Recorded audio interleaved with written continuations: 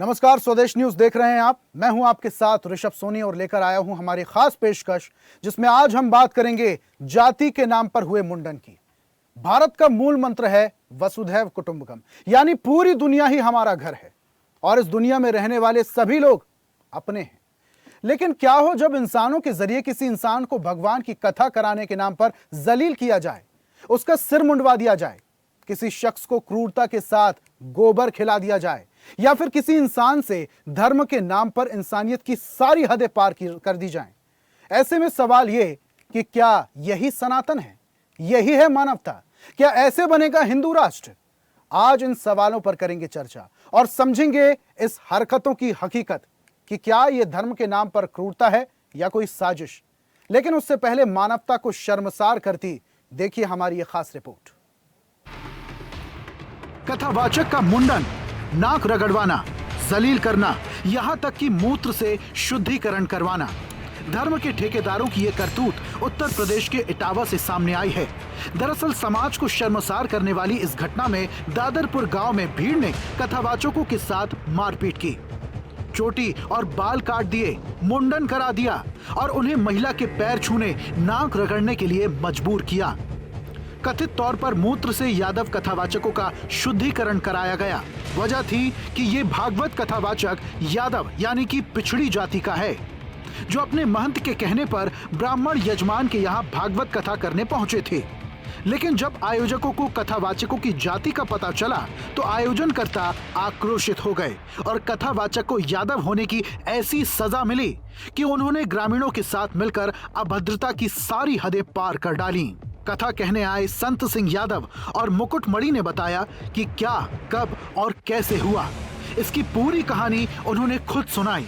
संत सिंह यादव ने बताया कि घटना दानरपुर की है। हम यहाँ भागवत कथा कराने आए थे। हमारे पास गांव के मंदिर के एक पाठक बाबा और उनके साथ में पप्पू महाराज आए। हमसे भागवत कहने के लिए बोले। उनके निवेदन पर हम लोग गांव में कथा कहने पहुंचे थे। कथा होने के बाद समय ज़्यादा हो गया तो शाम को 10 बजे के लगभग जो है भोजन की व्यवस्था हुई। भोजन जब हमने करने गए तब ये बोले कि मतलब जो आप ये बताओ कि आप किस बिरादरी के हो। तो हमने कहा कि हम यादव हैं। बोले आचार्य जी कौन? हमने कहा ये भी यादव हैं। बोले हमें पता चलता है कि तुम चमार हो। हमने कहा नहीं, हम चमार नहीं, हम यादव हैं। तो बोले आपका आधार कार्ड कहाँ? हमने कहा आधार कार्ड तो हम लाए नहीं, आधार कार्ड घर में है। तो बोले कि मंगवाओ। तो हमने फ़ोन किया, हमने नंबर दे दिया। हमने कहा ये फ़ोन है हमारे बेटे का, बात कर लो। तो जैसे उन्होंने फ़ोन डायल किया तो उसमें लिख के आया गया राज यादव। नंबर भी बातचीत हुई तो उन्होंने कहा नहीं भैया हम यादव हैं। इसके बाद उन्होंने कहा कि तुमने ये बताओ संकल्प बुलवाया, हमारी भाभी से तुमने पैर छुआए और गद्दी पे कैसे बैठ गए? यहाँ ब्राह्मणों का गाँव है, ये 103 जो है देहरी है यहाँ पे, और तुम गद्दी पे कैसे बैठ गए? तो हमने कहा पाठक बाबा जाने और जो आपके पुजारी हैं पप्पू वो जाने। फिर क्या हुआ आपके साथ? उन्होंने फिर हमें बहुत ज़्यादा मारा। इसके बाद चोटी काट ली, सर सामान सब रख लिया। इसके बाद 25,000 रुपये हम लोगों से दंड, आर्थिक दंड। आप मिलने आए? यहाँ पुलिस से मिलने आए। कप्तान साहब ने कहा कि आपके साथ न्याय होगा और जो भी कानूनी कार्रवाई होगी वो आपके साथ। जी, उन्होंने कहा कि मतलब जो है, जब उन्होंने कहा पहले जल ले आओ जल, उन्होंने भाभी अपनी जल ले आओ भाभी जल। तो उन्होंने भाभी का मूत्र जो है ले करके बाहर से मतलब जो आई, बोले कि मूत्र छिड़का, बोले कि अब तुम पवित्र हो। अब ब्राह्मण की कान जो है नारी से आपको मूत्र छिड़क दिया गया, अब तुम ब्राह्मण हो गए, अब बताओ। इसके बाद फिर उन्होंने चोटी काट दी और नाक रगड़वाई, सभी लोगों को पैर छुआए। इसके बाद जो है सामान हमारा रख लिया और विदाई जयकारे लगाते हुए हम लोगों को बोले कि अब तुम्हारी विदाई है। बोले तो तुमने गलत किया हमारे साथ। मैंने कहा बताओ क्या गलत किया? बोले तुमने जात छुपाई। मैंने कहा कोई जात नहीं छुपाई, हम तो जात बता रहे हैं, यादव है। बोले तो हमें पता नहीं था, शूद्र गद्दी पे नहीं बैठता है, ब्राह्मण को बुलाएंगे। तो मैंने कहा ब्राह्मण को बुला लो। बोले तो आपको ये दंड देना पड़ेगा ब्याज का। हमने बताओ। बोले 30,000 रुपये लगेंगे। फिर 25,000 रुपये दिए। एक जंजीर थी, उन्होंने वो पहले मेरी ले ली, एक अंगूठी ले ली। उसके बाद मारपीट भी की। जब पैसे ले लिए फिर सवेरे उन्होंने कहा कि ऐसा करो अब तुम यहाँ से निकल जाओ। फिर जब निकलने के लिए हुए तो उन्होंने फिर हमारी पहले आचार्य जी की चोटी काटी, फिर हमारी चोटी काटी, फिर उनसे इनसे कहा कि ऐसा करो, नाक रगड़ो, पैरों से नाक रगड़वाई, फिर पेशाब छिड़कवाई। ये हमारे साथ घटना हुई और वहाँ से हमें निकाल दिया। हालांकि पुलिस ने इस मामले में 4 लोगों को गिरफ्तार कर लिया है। वरिष्ठ पुलिस अधीक्षक ब्रजेश कुमार श्रीवास्तव ने बताया कि थाना बकेवर पुलिस द्वारा पीड़ित की पहचान पर तहरीर मिल गई है। केस दर्ज हो गया है, विवेचना जारी है। पुलिस टीम द्वारा 4 अभियुक्तों को गिरफ्तार कर जेल भेजा जा रहा है। देखिए, ये बकेवर थाना क्षेत्र के अंतर्गत एक गांव में भागवत कथा के दौरान ये घटना हुई थी, जिसमें एक जो पीड़ित व्यक्ति हैं, एक क्या अब तो 3 की संख्या आ रही है, जिनके साथ अभद्र व्यवहार किया गया और उनकी इच्छा के विरुद्ध उनका केस काटा गया। इस संबंध में अभी तहरीर हमें तुरंत मिली हुई है। इस पर तत्काल मुकदमा पंजीकृत करा रहे हैं और दोषियों के विरुद्ध कड़ी कार्रवाई करेंगे। ये बता रहे हैं कि 750 रुपये भी लिए गए हैं। तो जो भी चीज़ें हैं विवेचना से इसमें निष्पक्ष कार्रवाई होगी और कड़ी कार्रवाई होगी। उनका कहना है कि पहले इन लोगों ने अपनी जो जाति बचाई थी, उस जाति से भिन्न लोग थे, इसलिए ये कार्रवाई। वो अभी वीडियो देखा जा रहा है। वीडियो से जो भी तथ्य मिलेंगे उस पर कार्रवाई करेंगे। हाँ, एडिशनल एसपी के नेतृत्व में इसमें जांच टीम गठित है। वो सुबह से जैसे ही सोशल मीडिया से हमें ये वीडियो मिला था और ट्वीट मिला था, तब से हम लोग कार्रवाई कर रहे हैं। उसी के क्रम में पीड़ित को हम लोगों ने पहचान किया है, उसके द्वारा तहरीर ली है और इस पर कड़ी कार्रवाई हम लोग करेंगे। नहीं, ये चीज़ें जब श्री संज्ञान में आई तो ऐसी चीज़ें वायरल होती ही हैं। लोग इसी से हमें पता भी चला, तो उसके आधार पर जो अपराध हुआ है उसमें हम लोग कार्रवाई करेंगे। उत्तर प्रदेश के इटावा जिले में भागवत कथावाचकों के साथ हुई जातीय और अमानवीय अभद्रता का वीडियो सोशल मीडिया पर वायरल होने के बाद राजनीति उफान पर है। समाजवादी पार्टी के अध्यक्ष अखिलेश यादव इस मामले को लेकर बीजेपी सरकार पर आग बबूला हैं। उन्होंने कथावाचकों को साथ लेकर बकायदा एक प्रेस कॉन्फ्रेंस की और उनका सम्मान किया। अखिलेश यादव ने कहा कि पहले लोग घर और मंदिर धुलवाते थे, अब सरेआम लोगों का मुंडन कराया जा रहा है। उन्होंने कथावाचकों की आर्थिक सहायता भी की। अभी 21 हजार रुपए दिए गए, बाद में 51 हजार दिए जाएंगे। अखिलेश यादव ने कहा कि भागवत कथा सबके लिए है। जब कथा सब सुन सकते हैं तो सब बोल क्यों नहीं सकते। ये हैं मुख्य, इनके साथ रात भर अपमान किया, इनकी चैन छीन ली, इनसे रुपया मंगाया गया कि जितने रुपए में आपको आना था उतने रुपए इनसे मंगाए, तब इन्हें छोड़ा गया। दूसरे संत सिंह, जिनका वीडियो हमने आपने सब ने देखा कि किस तरीके से इनके सर से बाल निकाले गए और क्या क्या भाषा का इस्तेमाल किया, किस तरीके से इनको पवित्र करने के लिए जो गंगा पिता देते हैं, तो सोचिए क्या इस्तेमाल किया गया। वो बातें जो हमें बताई मैं नहीं बोल सकता हूँ कि कुछ पहनावा इसके ऊपर डाल करके कहा कि अब तो पवित्र हो गया। और दूसरा हमारा साथी श्याम जी कठेरिया है, जो आंखों से नहीं देख सकता, इसकी ढोलक ही छीन ली, नई ढोलक मैंने दिलाई आकर। ये ढोलक वो है जो गांव में गई थी, वो नहीं है। ये ढोलक दूसरी है जो अभी नई दिलाई। इनको बुला करके यहाँ आपके सामने बैठा करके हमारा मकसद ये कि इनका सम्मान हम लोग कर रहे हैं कि भाई कथावाचक के लिए क्या एक्ट लाइन कानून लाएंगे, केवल वही गा सकते हैं। भाई सुन सब सकते हैं, गा कह नहीं सकते हैं। मैंने कभी समर समाज को नहीं कहा, मैंने केवल वर्चस्ववादी कहा है। समर समाज को क्यों बुरा लग रहा है, ये आप चेक करिए। उनको क्यों तकलीफ है। भाई हमने तो किसी को नहीं कहा, हमने तो वर्चस्ववादी कहा। भाई हमारे रामजय सुमन जी के साथ किससे किया, वर्चस्ववादी लोगों ने किया। अब सभ्य समाज में ऐसे मामले सामने आना किसी व्यक्ति या जाति विशेष का अपमान नहीं, बल्कि पूरे समाज और मानवता का अपमान है। पूरे पिछड़े समाज को नीचा दिखाने की कोशिश और साजिश है। सवाल यही है कि क्या यही सनातन है, क्या यही हिंदुत्व है, क्या यही मानवता है। ब्यूरो रिपोर्ट, स्वदेश न्यूज।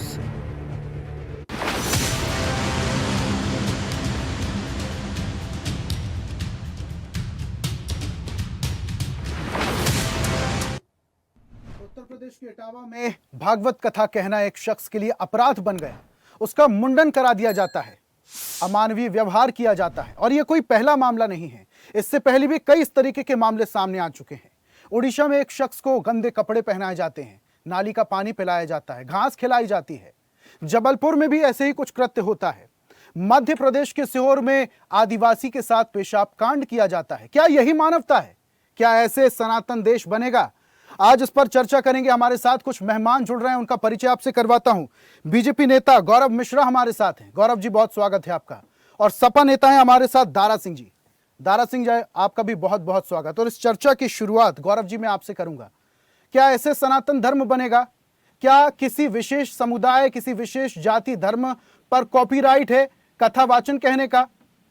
इस तरीके के कृत्य सामने आते हैं। उत्तर प्रदेश में किसी धर्म विशेष को टारगेट करने की खबरें सामने आती हैं। कोई अपराध होता है और वो शख्स अगर किसी विशेष धर्म का है तो उसकी सजा उसके पूरे घर को मिलती है, बुलडोजर कार्रवाई होती है। और जब इस तरीके के कर्म सामने आते हैं तब क्या होता है साहब? क्या यही मानवता है? क्या ऐसे हम वसुधैव कुटुंबकम के मूल मंत्र को अपना रहे हैं?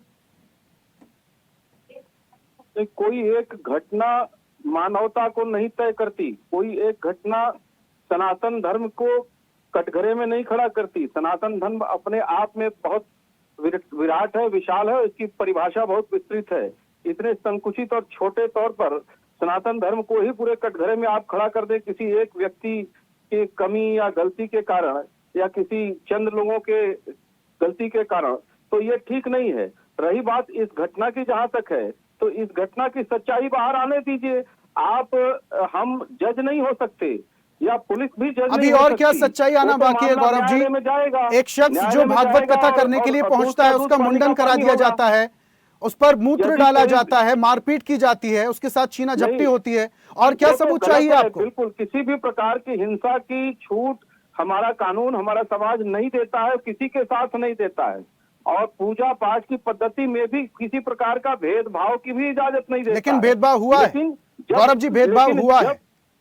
नहीं, जब उसके ऊपर इस तरह के भी इल्जाम लग रहे हैं कि छेड़खानी जैसे महिलाओं के साथ अभद्र व्यवहार जैसे आरोप भी उसके ऊपर लग रहे हैं, और जो अपनी पहचान को छुपा करके जो व्यक्ति अगर इस तरह की व्यासपीठ पर अगर बैठता है तो स्वाभाविक है वो उसके ऊपर प्रश्न चिन्ह उठेगा और एक असंतोष समाज में फैलेगा। तो इसकी जांच होने दीजिए। लेकिन जिन लोगों ने भी हिंसा किया वो गलत किया है, उसके ऊपर पुलिस कार्रवाई की है। गौरव जी, भागवत कथा कहने के लिए क्या ब्राह्मण होना जरूरी है?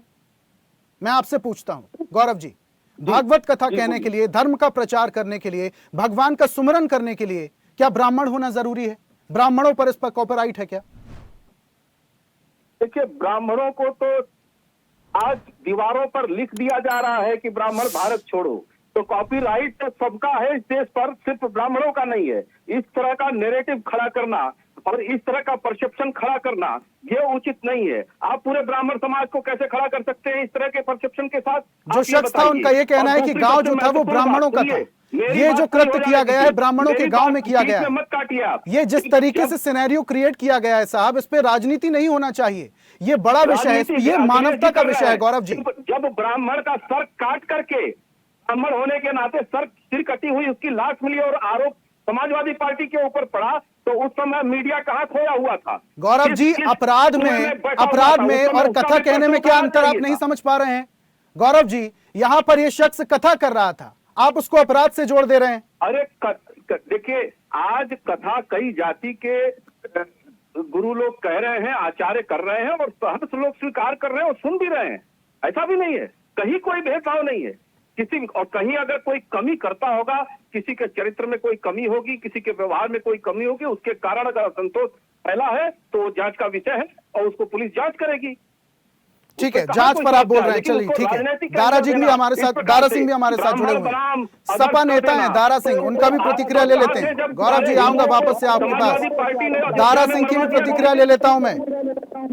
दारा सिंह साहब, पूरी बात आप गौरव जी की सुन रहे थे, कह रहे थे जांच पूरी हो जाने दीजिए। जो शख्स था कथा कह रहा था उस पर आरोप लग रहे हैं महिलाओं के साथ छेड़छाड़ के, लेकिन असल मुद्दा कुछ और था। वो आप भी जानते हैं, अखिलेश यादव ने मंच पर बुला लिया, सम्मान कर लिया। बात यहां पर नहीं रुकेगी साहब। मानवता को शर्मसार करने के ऐसे कृत्य लगातार हिंदुस्तान में बढ़ते जा रहे हैं, किसे दोषी मानेंगे?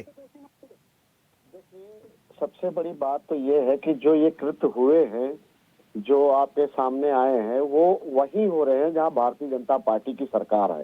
चाहे उड़ीसा हो, चाहे मध्य प्रदेश हो और चाहे उत्तर प्रदेश हो। एक शौच का लोटा छू लेने पे गुप्ता जी को कूट कूट के मार दिया गया था, ये भी खबर आप लोगों के पास आई होगी। दरअसल बात ये है कि जो हिंदू राष्ट्र बनाना चाहते हैं वो हिंदू राष्ट्र सिर्फ एक विशेष लोगों को ही हिंदू मानना जाता है। यकीन ना हो तो आप देख लीजिए कि चुनाव के टाइम पर बटोगे तो कटोगे का भाषण दिया जाता है। एक तरफ चुनाव के टाइम, क्या मैं भारतीय जनता पार्टी से पूछना चाहता हूं, क्या चुनाव के टाइम ही पिछड़ा दलित जो है वो हिंदू है? बाकी समय क्यों नहीं वो हिंदू बन पा रहा है? जब आपके ही विश्व गुरु बोलते हैं कि हम हिंदू राष्ट्र बनाएंगे, एक तरफ कहते हैं, और मैं एक ये बात बता दीजिए, जब वो कथावाचक, अभी आप कुछ दिन पहले समाजवादी पे आरोप लगाते थे कि आप हिंदू विरोधी हैं, आप सनातन विरोधी हैं, आप भगवान को नहीं मानते हैं, और दूसरी तरफ जब उसी समाज के आदमी ने कथा शुरू किया तब आप लोगों के पेट में गुड़गुड़ क्यों होती है? बात यह है कि आप पिछड़ा दलित को कुर्सी पर, खटिया पर देखना नहीं चाहते हैं, कलम चलाते हुए देखना नहीं चाहते। आप उसको कल भी बंधुआ मजदूर बना के रखना चाहते थे, आज भी रखना चाहते हो। जैसे इतिहास में हमने पढ़ा है कि स्तन कर किसने लगवाया था? इन्हीं लोगों ने लगवा दिया था। तो सती प्रथा किसने शुरू किया था?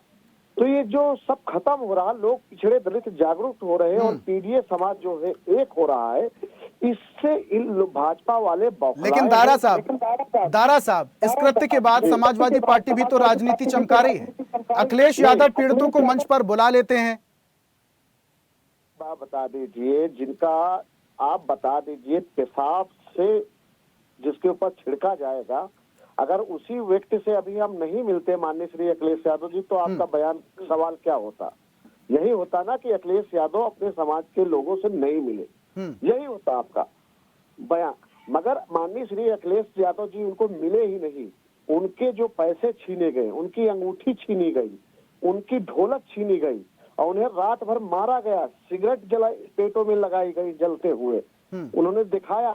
और अभी कोई बता, क्या ऐसे कृत्यों पर सरकार का हस्तक्षेप होना चाहिए? क्या ऐसे कृत्यों पर सरकार का कंट्रोल होना चाहिए जो नहीं है? देखिए, सरकार से सुरक्षा प्राप्त है। आप एक बात बता दीजिए कि जब कोसामी में एक पाल समाज की बेटी के साथ घटना होती है तो उत्तर प्रदेश के पूर्व मुख्यमंत्री तुरंत ट्वीट करते हैं और उन अपराधियों को छुड़ा लाते हैं, बचा भी लेते हैं और पाल समाज के लोगों पे इनाम भी घोषित करा देते हैं। और अब सच्चाई क्या आई?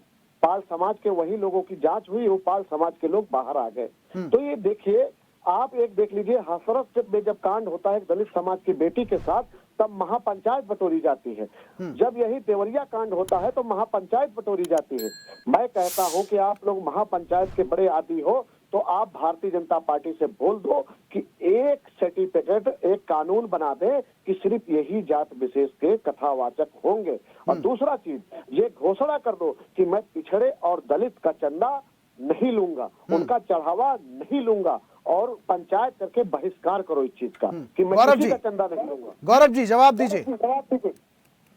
जी बोलिए। वोट सबका चाहिए लेकिन कथा से ब्राह्मण करेंगे। नहीं, देखिए, आप इसको ब्राह्मण बनाम अदर क्यों करने की कोशिश कर रहे हैं? बिल्कुल भी नहीं कर रहा हूं। मैं सिर्फ इतना कह रहा हूं गौरव जी कि ये जो मानवता को शर्मसार किया गया है, सरकार का इस पर एक्शन क्या है? पूरे जाति से आप क्यों जोड़ रहे हैं? गौरव जी, ये जो मानवता को शर्मसार करने का कृत्य किया गया है, सरकार का इस पर एक्शन क्या है? क्योंकि ऐसे मामले लगातार बढ़ते जा रहे हैं, इस पर कंट्रोल होना चाहिए, इस पर कानून आना चाहिए। समाजवादी पार्टी का ये देन है कि जातिगत विद्वेष और जहर फैलाया जाए समाज में, असंतोष बढ़ के गृह युद्ध के आग में उत्तर प्रदेश जाए और इस तरह से वो अपनी रोटी सेके।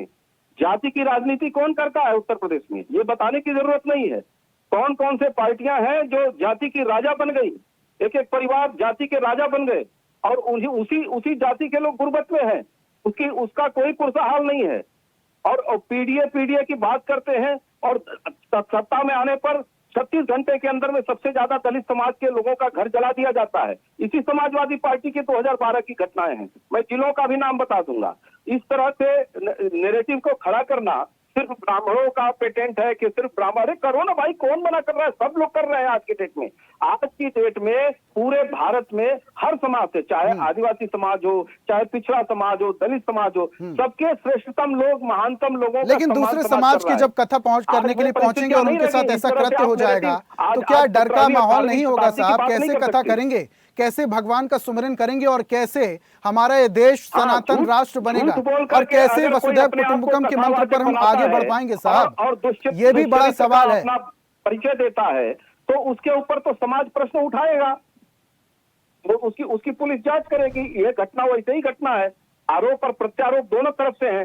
केवल कन्विक्शन सिर्फ एक पार्टी का कर दिया जाए वो तो जांच के बाद ही ना होगा। मीडिया ट्रायल में आप किसी एक, चलिए ठीक है गौरव जी, जांच की बात कर रहे हैं, जांच में क्या निकलकर सामने आएगा ये तो वक्त बताएगा, लेकिन तस्वीरें जो बता रही हैं वो ये बता रही हैं कि एक बार फिर से उत्तर प्रदेश के इटावा में इंसानियत को शर्मसार किया गया। और ना सिर्फ इटावा में, उड़ीसा का मामला, मध्य प्रदेश का मामला, तमाम ऐसे मामले हैं जहां पर एक बार फिर से इंसानियत को शर्मसार किया गया। सरकार का क्या एक्शन होगा? क्या इस पर कानून बनाने की जरूरत है? क्या मॉब लिंचिंग पर कानून बनाने की जरूरत है? क्या ऐसे लोगों पर एक्शन लेने की जरूरत है? क्या ऐसे लोगों को सरकार का, नेता मंत्रियों का संरक्षण प्राप्त है? यह आने वाला वक्त बताएगा। गौरव जी बहुत शुक्रिया हमारे साथ जुड़ने के लिए।